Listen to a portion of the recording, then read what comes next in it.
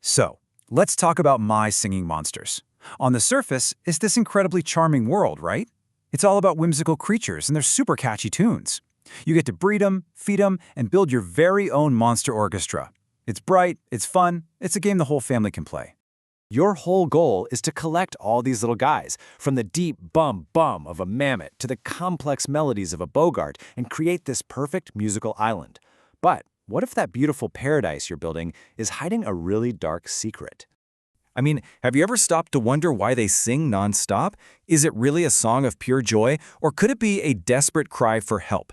Today, we're going to peel back those colorful, happy layers and look at the disturbing theories that are lurking just beneath the music. Okay, so let's start with the most obvious thing in the game, the relationship between you, the player, and your monsters. You're the conductor, sure, but what kind of control do you really have over them? This is where it gets uncomfortable. When you look at your actions through a different lens, they start to seem, well, pretty sinister. Fan communities have pointed this out for years.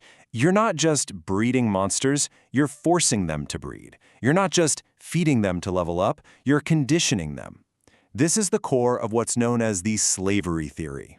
And it all centers on that happiness mechanic. Think about it. To get them to produce the most coins, their form of labor, you have to surround them with things they like. It's a classic conditioning system to maximize their output. And have you ever noticed? They only really perform when you're there, watching them. The second you log onto their island, the show begins. All right, if that's not unsettling enough for you, let's go even deeper.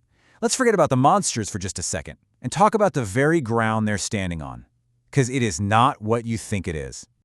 So this looks like a normal happy island, right? It's a peaceful little habitat that you've carefully built for your musical friends. But that's just what you can see on the surface. Now, this isn't even a fan theory. This is straight-up game lore.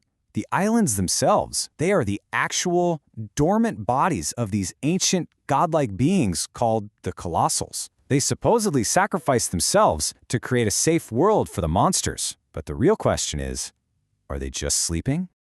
Just look at the place where you're building everything. That is no ordinary piece of land. Those are sleeping gods. And a huge viral theory suggests that the monster's constant singing is actually a ritual. It's a never-ending lullaby meant to keep these massive titans asleep, because if the music ever stops, they might just wake up and destroy everything. So sleeping gods under your feet aren't enough? Okay, let's talk about one of the weirdest things in the entire game, the Wubox. This thing isn't bred like other monsters. It's built. And the way you bring it to life is frankly pretty disturbing. The process is laid out plain as day. You buy its empty, dormant box. Then you have to take every single monster species on that island and zap them into it. One by one, they just disappear, sucked into the box. And only after you've made this huge sacrifice does the Wubox finally wake up. And here's the kicker.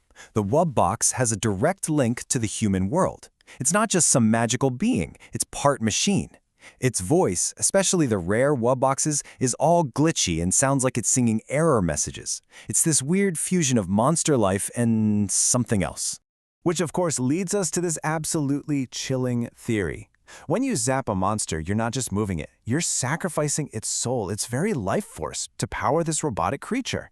The Wubox isn't just playing dubstep, it's playing a song made from the voices of every single monster it consumed. And if you thought that was as strange as it gets, you might want to buckle up. The lore goes even deeper, into alternate realities and dimensions that are just fundamentally wrong. Welcome to the Rift. So the game features these things called mirror islands. They're basically alternate reality versions of your normal islands, but from a timeline where this apocalyptic event called the Cataclysm never happened. And they are super creepy. The game itself describes them as being covered in ethereal sinews and brain-like tissue. This isn't some happy alternate world, it's a corrupted, broken echo. And the monsters that come from these other dimensions, the ethereals, they make much stranger sounds. A monster like Crepuscule doesn't sound happy, it sounds unnerving. It's almost like the rarer and more otherworldly the monster is, the more its sound is born from a place of fear instead of music. And this might be the most disturbing theory of them all. Some fans who have analyzed the audio from Ethereal Island claim they've found a hidden frequency buried in the song. And when you isolate it, it sounds like a distorted human voice. Like a consciousness, maybe the first person to cross into the monster world is now trapped inside the music itself.